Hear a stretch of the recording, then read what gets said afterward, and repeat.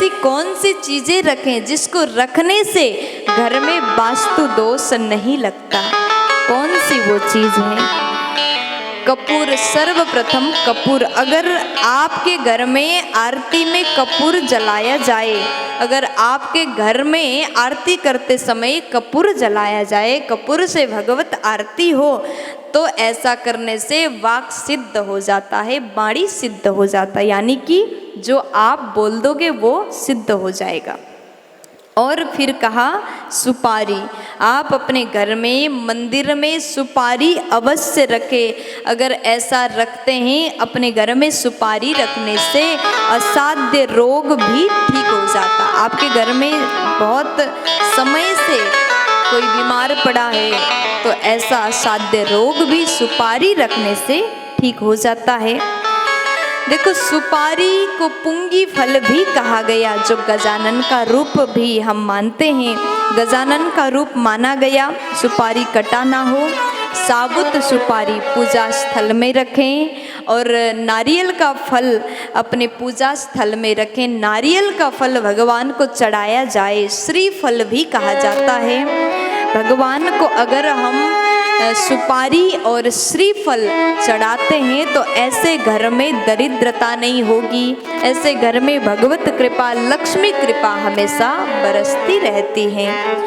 अब एक और बात आपको ध्यान देना चाहिए, आप कभी शंकर जी के मंदिर में जाओ तो शंकर जी को आप श्रीफल चढ़ा रहे हो तो याद रहे कि उस फल को तोड़ करके आप नहीं चढ़ा सकते।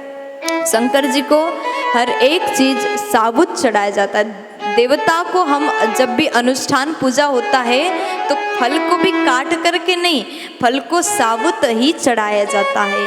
साबुत फल भगवान को भोग लगाया जाता है, अर्पित किया जाता है। शंकर जी के मंदिर में साबुत नारियल को चढ़ाया जाता है और वहीं पर जगदम्बा के मंदिर में माँ भवानी के दरबार में आप जाओ तो नारियल के 2 भाग किया जाता है। ये बहुत बड़ी बात है, हम लोग को पता नहीं रहता कि क्या करना चाहिए क्या नहीं करना चाहिए। और ऐसा नहीं कि आप ये सुन लिया तो माता जगदम्बा के मंदिर में तो नारियल को फोड़ करके चढ़ाते हैं, आप घर से ही पहले तोड़ के मत ले जाना। कभी कभी ऐसा करते कि घर में जो नारियल है उसको काटते हैं, उसको फोड़ते हैं और छोटा छोटा टुकड़ा चढ़ाते हैं, ऐसा नहीं होता। साबुत लेकर के जाएं और उसको दरबार में ही 2 भाग करने का ये नियम है। माँ जगदम्बा को दरबार में ही 2 भाग करके अर्पण कर सकते हैं। और घर में अगर आप कलावा रखते हैं तो ये आयु को बढ़ाने वाला होता है। कलावे का होना घर में अति आवश्यक है। अगर घर में कलावा रखा हो तो उस घर में रहने वाले लोगों का आयु बढ़ जाता है। और घर में जब पाठ भजन यज्ञ अगर होता है तो ऐसे घर में वास्तु दोष तो लग ही नहीं सकता। वास्तु दोष की चर्चा हम कर रहे थे।